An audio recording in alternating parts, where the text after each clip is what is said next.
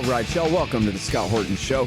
I'm the director of the Libertarian Institute, editorial director of antiwar.com, author of the book Fool's Errand, Time to End the War in Afghanistan, and the brand new Enough Already, Time to End the War on Terrorism.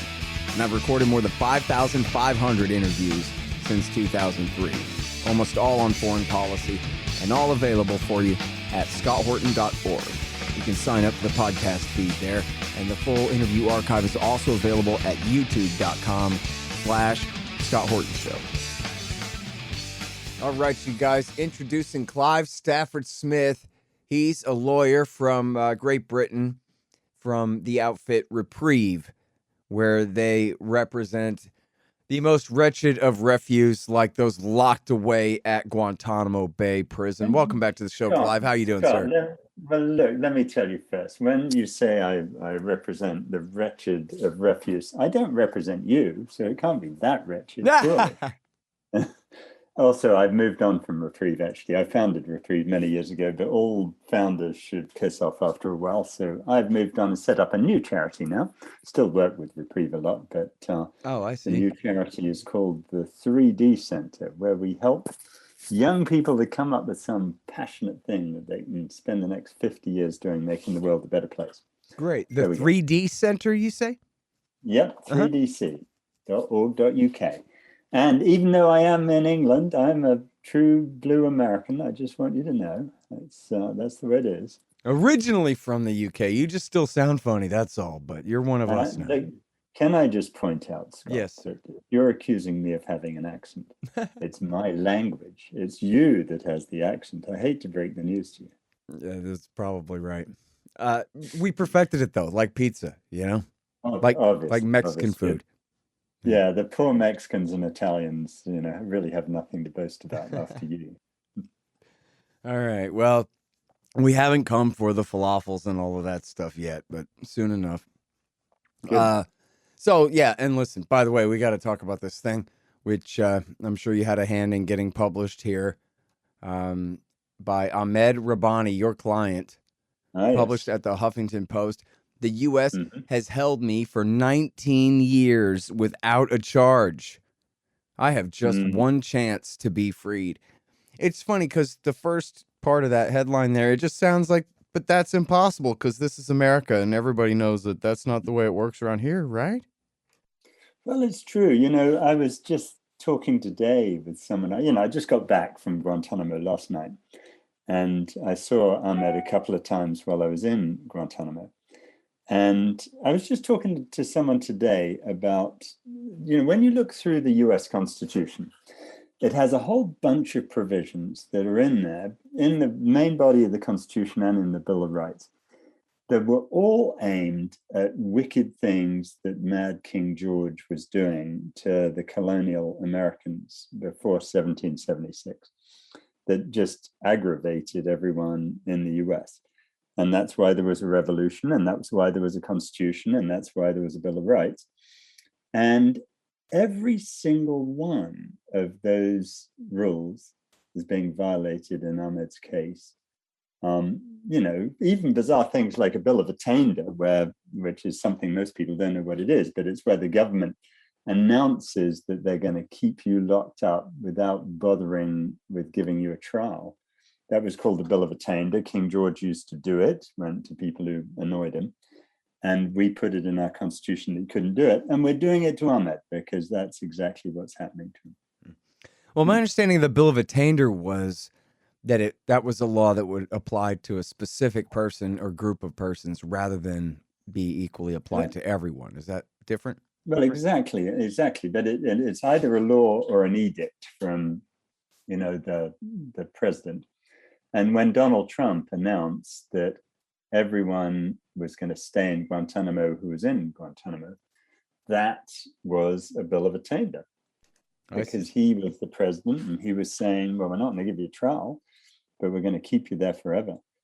And, that's exactly what the founders were trying to prevent when they created the Constitution, that some populist politician could just screw over people that he didn't like. Yeah. Yeah. So there we go. So we're deep in the future here now, where a lot of this stuff was happening when a good part of our audience were just kids and they don't really know about this stuff. So would it be fair for me to stipulate, correct me if I'm wrong, sir, that everybody who originally was thrown in Guantanamo was just some nobody, maybe somebody from the Taliban, but anyone who was Well, actually a high level Al Qaeda target in the terror war, they were abducted and taken off to CIA black sites, and they weren't even brought to Guantanamo until 2006. But at first, it was basically just full of a bunch of Uyghurs and a bunch of Taliban foot soldiers and goat herders and whoever had been kidnapped and ransomed by the Pakistani ISI because Bush needed a PR stunt to try to pretend that there were hundreds and hundreds of terrorists out there coming for us. And look, I they're mean, Pashtuns. the real issue was that the Bush administration needed to convince the American people that they were being tough on these terrorists and that we had a bunch of bad guys. And you're right that so many of them ended up there from Pakistan. When I first got into Gitmo, I brought along with two friends the very first case against Guantanamo, Rasul versus Bush. And when we won in a conservative Supreme Court, I finally got down to see the prisoners in late 2004. And to be honest with you, I thought I was going to meet a bunch of people and I was going to have a lot of explaining to do for them. Donald Rumsfeld said they were the worst of the worst terrorists in the world. And it wasn't going to be true for everyone, but it never occurred to me that our government could get it so horribly wrong. And I got to Guantanamo expecting to find a bunch of people who had been fighting on the battlefield of Afghanistan. And I found a slew of people like Mohammed al-Ghorani, who was a 14-year-old kid when he was seized in Karachi, which I looked it up, and it's just over 1,000 miles from Kabul. Never been to Afghanistan. He was from Saudi Arabia, and he'd gone to Pakistan to study English. And he ended up in Guantanamo. And the thing that actually ultimately helped explain it all, and it took me a while to figure this out, was that we were offering money, bounties, for anyone who turned in some bad dude Arab who had to be a terrorist. And actually, I found some of the flyers, the bounty flyers of, a bearded guy here and then a big dollar sign and then a bearded guy behind bars. And then I read the rather dreadful autobiography of General Musharraf, who was the president of Pakistan at the time, where he boasted that more than half of Guantanamo's prisoners had been sold to the Americans for millions of dollars in bounties that his people had collected. And, ultimately, I wouldn't tar everyone with the same brush, but there's an awful lot of people, certainly in Karachi, who'd sell their own granny for, the amount of money we were giving them. And that explained why we got it so horribly wrong. But, I had a really hard time finding anyone who had anything to do with terrorism when I first went there. And it was, that came as quite a surprise to me, to be honest. Yeah. Well, I remember back in 2006 when they first brought Khalid Sheikh Mohammed and Ramzi bin al-Shibh and these other few guys from the CIA prisons and turned them over to Guantanamo. And then like a week later, they're like, yeah, look, see, Guantanamo's full of these terrorists. When it had been like that for 5 years already. And it was full of a bunch of people who, I guess there was that guy Katani. Maybe there were a couple of guys, but. There was a small number of people, but even the people in the CIA black sites were not all, even today, good point. The people they refer. Look, let me tell you the story of Binyam Mohammed. I don't know if you remember him, but Binyam. Yeah, and by the way, I just wanted to say that just when I said that Khalid Sheikh Mohammed and the guilty went to the CIA, I didn't mean to imply that everybody went to the CIA was guilty, because you're right. That's a very important distinction to make there statistically. And I do remember the case of Binyam Mohammed. Please tell him about it. Well, I would actually, no, let me move on. Well, we'll talk about Ahmed Rabbani in a minute. Sure. Because he was actually another people who went to the black sites. But Binyam Mohammed, he was a British guy, right? And he was, again, detained. He was in Karachi when he was detained. And the US bought him for a bounty. And they start interrogating him. And Binyam said, look, I'm happy to talk to the British, but I'm not talking to you Americans because I got nothing to do with you. That made the US folk think that he was trying to hide something. So instead of just inviting the British to come and talk to him, they started torturing him. And in the end, they took him to Morocco because they thought that if he wasn't talking freely, that meant he was guilty, therefore we should torture him. They took him to Morocco, where they took razor blades to his genitals. And he was asked about whether he knew anything about nuclear weapons. And he said, no, of course I don't. But then they tortured him some more. And he said, well, all right, I once read an article about how to make a nuclear bomb. And he told them how to do it. And Scott, I'm not sure about how your physics is, but you tell me what you think of this. He said, you take uranium, you put it in a bucket, and you have to swing it around your head for 45 minutes as fast as you can. And that separates uranium-239 from uranium-235. And there you've got it, your weapons grade uranium, and you've got a nuclear bomb. So what do you reckon from your education as a physicist? Do you think that's true? As somebody who's been studying the dispute over Iran's safeguarded civilian nuclear program all these years, I'd have to say that, he got that from a Rolling Stone magazine article that, in fact, was written. Actually, It was by Rosa Brooks's mother, whoever that is. Remember Rosa yeah, Brooks from the LA totally Times? true. Of course. And that I tracked Rosa down because I found that whole article. Oh yeah. And it was a spoof, right? Yeah. And the US interrogators just weren't sure what to make of it. It sounded pretty silly to them because, let's face it, Iran has been trying to get these centrifuges all this time. And if you could make a nuclear bomb by swinging it around in a bucket, surely that would be much simpler. And the whole nuclear bomb plot, the Attorney General of the United States interrupted his visit to Moscow to announce that we had solved a nuclear bomb plot with this guy, Benjamin Mohammed. He couldn't even get the name right. And said that, this had been solved by good American work. And it was this nonsense. I believe the legal term is total bullshit that Binyam had said when he was being tortured because he'd read some silly article from years before.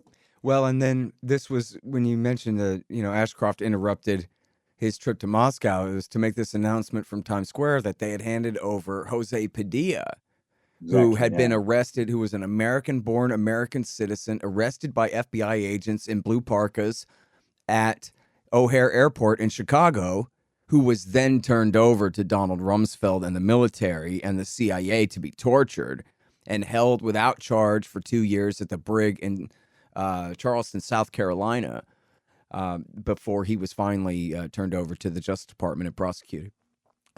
And he was meant to be the co-conspirator with Binyam Mohammed. Right. Yeah, based on this story that they tortured out of this poor guy by cutting him with razor blades until he would make up something, Well, and there's one of the things there's a big distinction. I mean, if I torture you, Scott, and I get you to say that you're an evil, like Al-Qaeda terrorist, that's one thing. It's not good. You go to prison because you've said that.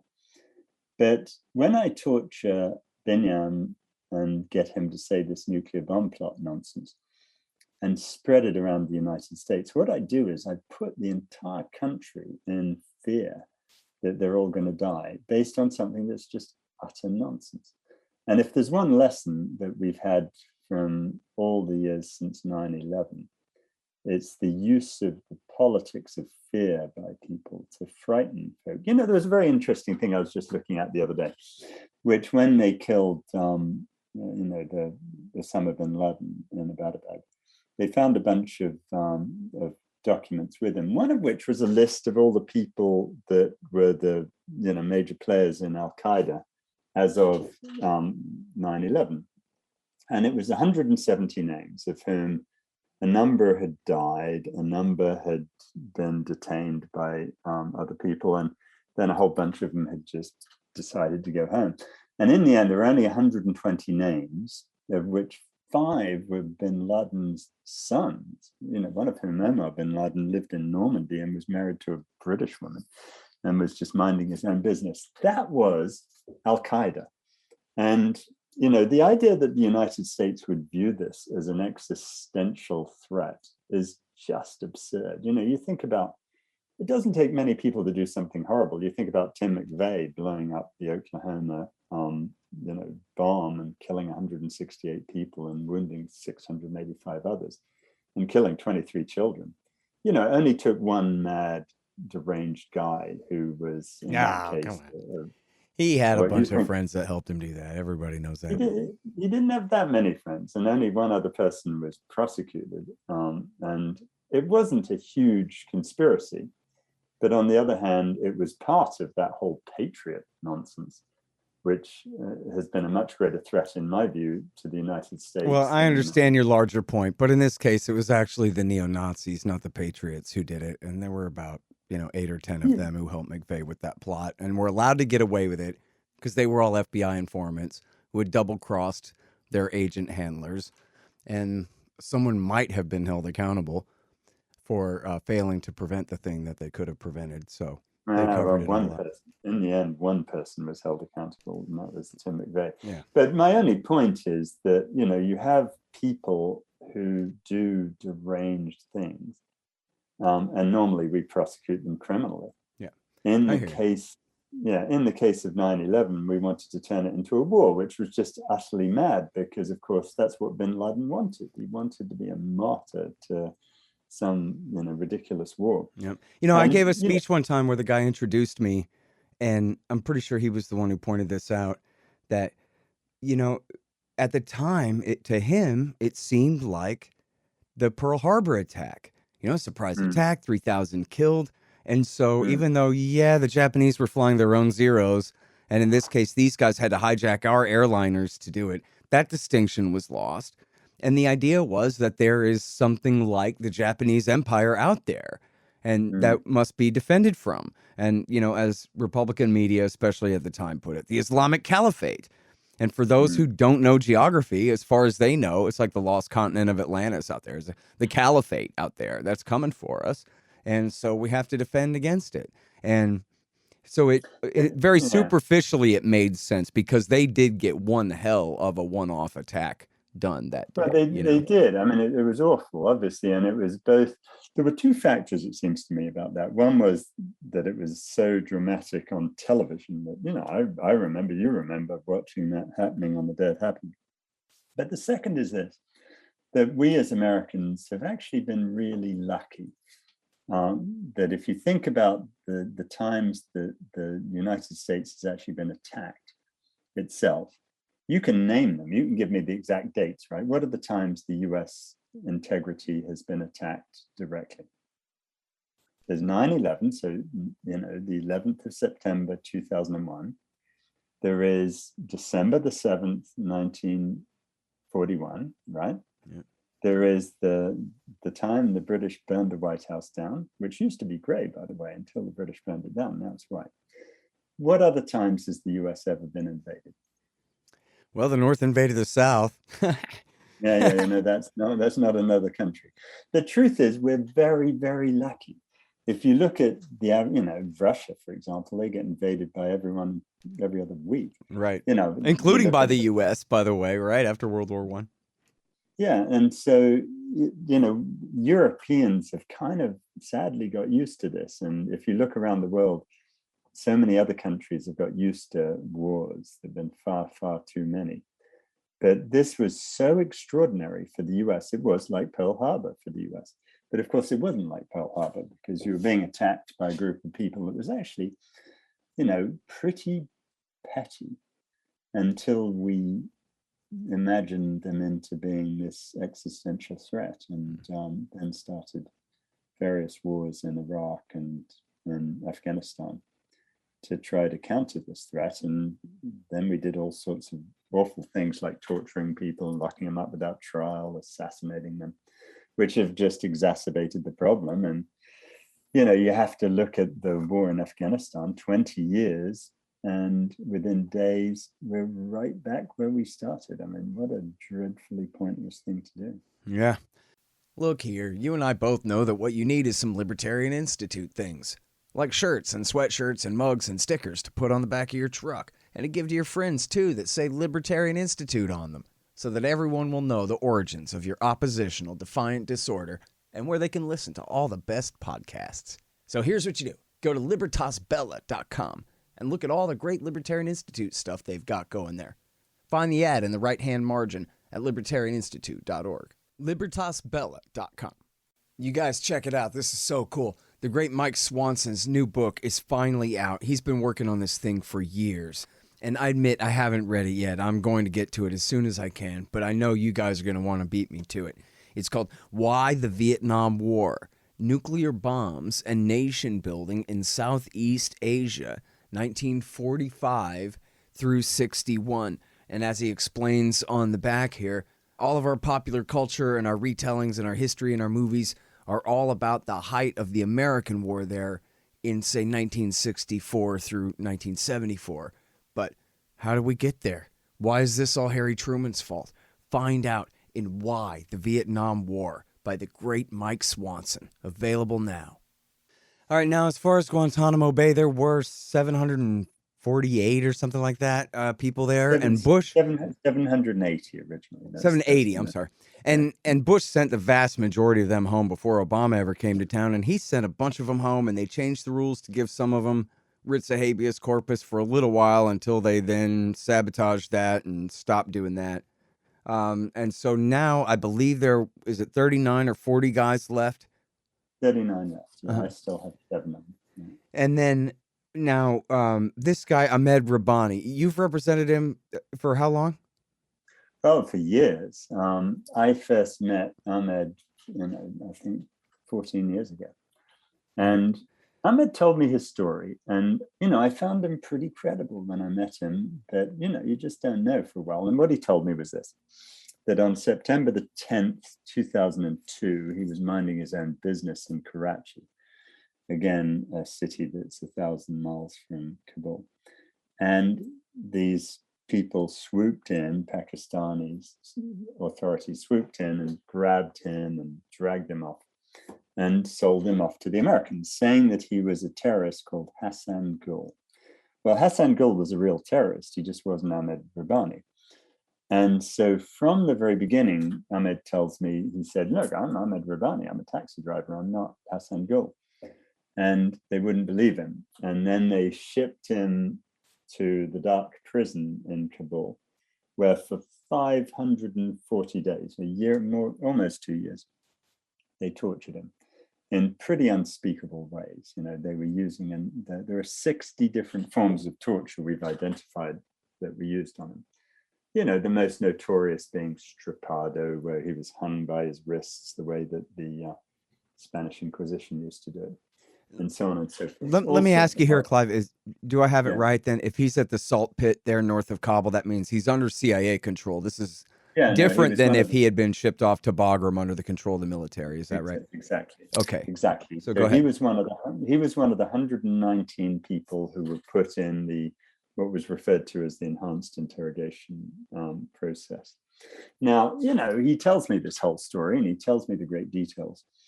And as I say, I found him pretty credible, but you never know until we did know, which was when the Senate report came out in 2014. And they corroborated everything Ahmed said, but they told a few things that we didn't know. One of which, the first was that he was subjected to torture without authorization, which I've always wondered to myself, which is worse?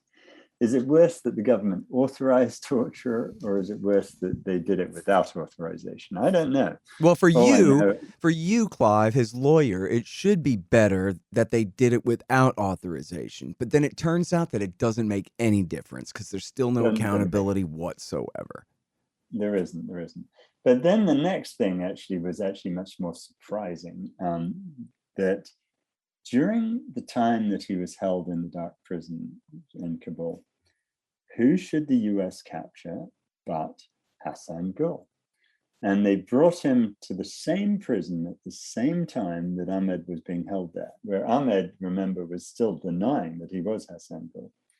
And because Hassan Ghul was cooperative and told the US all sorts of stuff, in the end, he only spent 2 days in the dark prison, and he was held for longer. But in the end, he was returned to Pakistan, where the Pakistanis released him. He went back to his wicked ways, and he ended up getting killed in a drone strike in 2012. Ahmed Rabbani was not released. He was given a one-way ticket to be rendered to Guantanamo Bay on the torture plane in September 2004. The torture plane, because it was full of 10 people who had been taken to different torture sites, including Binyam Mohammed. Mm-hmm. And so he ended up in Guantanamo Bay. And so, it's just bizarre that the government learns that he's not Hassan Ghul. They get Hassan Ghul, they set Hassan Ghul free, and they take the guy who's not Hassan Ghul to Guantanamo, where I ended up representing him. And, there were very human consequences to this, because he had just got married when he was kidnapped, I think is the only word for it, by the Pakistanis and sold to the Americans. And his wife was pregnant. He didn't even know she was pregnant. So his son, Jawad, was born about 7 months later. I've met Jawad. He's a nice kid. He's now 18 years old in Karachi. And Jawad has never touched his dad, and his dad has never touched Jawad. And, I've got a son who's 13, and the idea of that, I think, is one of the saddest things. Because for all, if you ask Ahmed about what he really cares about, for all the torture and all the rest of it, it's really that he's never touched his son, and he's not been there as his son has grown up. Yeah. And now, just to be perfectly clear here, when you say the torture report, the Senate torture report confirmed all this, you mean confirmed all this. It says in there, yes, we got the wrong guy. And we did eventually get the right guy, but then we let him go. But then we killed him with a drone strike. And the guy that's at Guantanamo now is not the one we were looking for. It says all that in there? It says all of that in there. And more than that, it says from September the 11th, 2002, a day after they detained him, most of the people thought they had the wrong guy. But they were not willing to take the risk that they made a mistake. So that's why they shipped him to be tortured. Whereas, the vast majority of them pretty much knew they had the wrong guy already. And so why did they do it? Why did they not just say, well, sorry, I set you free, and okay, we paid a bounty for you, but they gave us the wrong chap. Man. He's still there. And, I saw him last week, and he was, what's fascinating about human resilience is that Ahmed was pretty cheerful. I've been working with him because what Ahmed really is, he's quite a good artist, and he's done these amazing pictures of his torture. And one of the things he showed me last week, which I can talk about what I saw, is a big picture about his whole voyage from one torture prison to the next. But that's not really his passion. His real passion is to be a chef. And so I've been getting his recipes out, and I've got this wonderful chef in England who's testing all his recipes so we can do a Guantanamo cookbook. Yeah. And here I'm reading about his hunger strike and them feeding him by shoving this rubber tube up his nose and down his throat and force feeding him to keep him alive. He's been on hunger strike. What's the longest, Scott, you've ever gone without food? A couple of days, but yeah, not too many. Right. I did it for a week just in sympathy, just to see what it was like. Ahmed Rabbani has been on hunger strike since February 2013. So that's now over 8 years. And they stick this tube up his nose and force feed him every day to keep him alive, because they don't want the embarrassment of someone dying on a peaceful protest. Yeah. And that's what, if you can just imagine, he was 160 some pounds when he was first detained. He's now, the lowest he's been is 78 pounds. So one of the things he says, because he's got a nice sense of humor, he says, look, I'm just escaping from Guantanamo, and more than 50% of me has escaped already. And whether the rest of me escaped in a box or not, I don't know. Yeah, that's one way to look at it, I guess. Man, I'll tell you what, I'm sitting here trying to search my own website looking for this guy's name, and I can't find it. I'm sorry. It's a almost certain Air Force officer named Silver something, who was a JAG lawyer who represented a guy that I think he finally got freed after this interview when I talked to the guy. But this was the guy, and I'm sure you know who I'm talking about. This is the guy who the evidence against him for his preparation of chemical weapons for Al Qaeda was simply little Tupperware thingies full of salt and sugar, and I forgot what the third one was. Maybe it was just salt and sugar. And then after years of holding him down there, they finally admitted that that was all that it was. Yeah. And more than a decade. When I say years, I mean, yeah, more than 10 years. Well, this is the thing, you know, when you talk about classified issues, you know, secret evidence and so forth, the thing I think that's, when you look at all the things we've done since 9/11, you know, there are all sorts of incredibly bad ideas that our government has had. You know, whether it be torture, whether it be detention without trial, whether it be assassination with drones, whatever. But, you know, the thing that ultimately I think is the most pernicious is secrecy.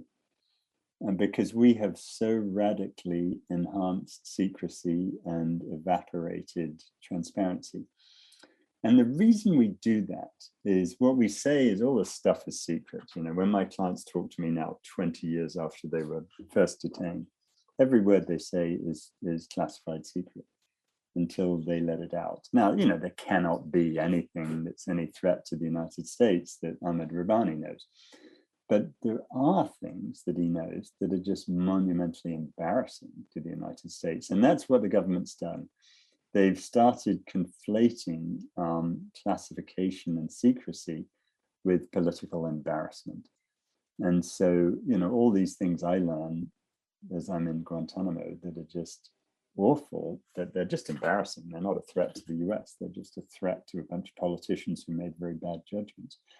You know, this is very worrying because our government is increasingly using secrecy to hide their pretty wicked ways sometimes. Yeah. All right. Now, so, you know, as I was mentioning earlier, because of the Supreme Court rulings, they started giving these guys a writ of habeas corpus, but then they found, I forgot exactly the loophole, but they found a way to shut that down. And it seems like but there are two ways they did it. The first way was they just changed the rules and they said that instead, you know, no longer, it used to be that you're presumed innocent, the government has to prove stuff and whatever. Now the rule is that everything the government says is presumed to be true and presumed to be reliable, and you have to prove otherwise. But actually the far worse thing in the end is the DC Circuit held that if even if you know we win, and if we show that this person was illegally detained 20 years ago and has been illegally detained for 20 years, the courts have no power to order the release. You know? So they can grant the writ of habeas corpus, but it doesn't mean you go home. And it's sort of like the whole process. You know, right now there are 9. And then the Supremes have refused to review that decision. Is that it? Yeah, they have. And, you know, right now there are 9 people who are cleared for release, but they're still there. Yeah. And I don't know if you're going to hum me Hotel California, but it really is, you know, you can check out, but you can never leave. Yeah, no, I hate the Eagles, man, but I get you. Well, Yeah. now, so what are you going to do with this guy? Oh, you can't say you hate the Eagles, Scott. Come on, that's un-American of you. I'm like that guy in the robe from that movie. Anyway, listen. Well, the egos, that's what I call them. Scott. I'm going to give you another, you know, let's pretend. If you can't deal with the Eagles, Scott, let's talk about Roach Motel. You remember Roach Motel? Their slogan was, they check in, but they don't check out. There you go. You know? So we can use that if you don't like it. Yes. Listen, we're on the same page, eye to eye now. I totally read you. Listen, but so now this is one of the guys that was, you know, in the category of will never be charged and will never be released, I guess. Mm-hmm. And so then what are you going to do about it? It's 2021 already. It's almost over. In fact, we're like coming up on 22. Yeah. I know. Well, look, you know, I'm glad to say that on May the 18th, we cleared his brother, who's also got locked up, Ahmed Rabbani, and Saifullah Paracha, the 74-year-old Pakistani guy. So 2 of the 3 Pakistanis are cleared, and we had a hearing for Ahmed on the 17th of August when I was headed down there. And I'd be very surprised if he's not cleared. I think he will be. I think Biden actually wants to get rid of these guys. So we'll have 3 Pakistanis who are cleared for release. Now, I hope at that point we get to fly them home because, I've talked to Imran Khan, the Prime Minister of Pakistan, about it. I know Imran pretty well, and he wants the guys home. They've made that very clear to the United States. They want them home. And I hope to goodness they'll just put them on a flight. Now, one thing I can guarantee you, though, is that they won't say those difficult words, "I'm sorry." They'll never say that. The US won't. And that's very sad because they should apologize. Yeah, absolutely right about that. All right, well, listen, I'm so sorry we're out of time here. I got to go on to my next one, but thank you so much for all your efforts on behalf of these people, Clive, and for your time on the show. I really appreciate it a lot. Thanks, Scott. Nice to talk to you. All right, you guys, that is Clive Stafford Smith, now with the 3D Center. And please check out this article, as I says on Twitter there, and this was appealing to people, I think. I don't know. It'll only take you a couple of minutes to read this. The U.S. has held me for 19 years without a charge. I have just one chance to be freed, by Ahmed Rabbani. The Scott Horton Show, Anti-War Radio, can be heard on KPFK 90.7 FM in LA, APSradio.com, antiwar.com, scotthorton.org, and libertarianinstitute.org.